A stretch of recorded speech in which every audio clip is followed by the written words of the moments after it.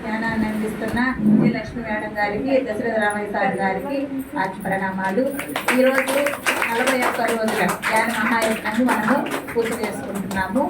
ఈ ధ్యాన మహాయజ్ఞానికి వచ్చినటువంటి అంటే ఈ 40 రోజులు ఎవరైతే ధ్యానం చేశారో ఆ ఎనర్జీ అంతా కూడా ఈ 41 రోజు ఇచ్చేశారు భాస్కర్ గారు. భాస్కర్ సార్కి కృతజ్ఞతలు, ధన్యవాదాలు. చాలా అంటే అతి తక్కువ సమయంలో అంత ఇది తీసుకొని అలా చేయడం అంటే అది చిన్న మాట కాదు.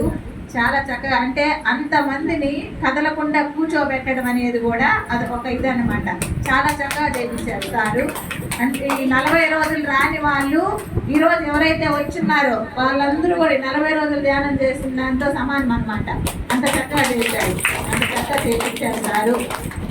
అందరికీ కూడా వచ్చిన వాళ్ళందరికీ కృతజ్ఞతలు, ధన్యవాదాలు. మీరు ఒకవేళ ఇక్కడికి రాని పరిస్థితుల్లో ఉన్నా కానీ ఇంటి దగ్గర అందరూ కూడా ప్రతిరోజు ధ్యానం చేయాలి.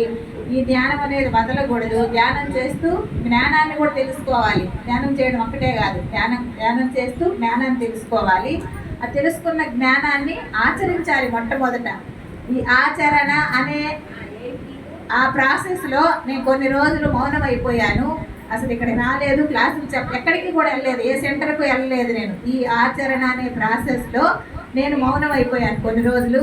అందుకని అందరూ కూడా నన్ను క్షమించాలి. ఎందుకంటే ఒక సాధన అనేది చేసేటప్పుడు మనం ఏదైతే మనం ఆచరిస్తామో ఆచరించినప్పుడే మన పక్కన వాళ్ళకి చెప్పాలి అనేది.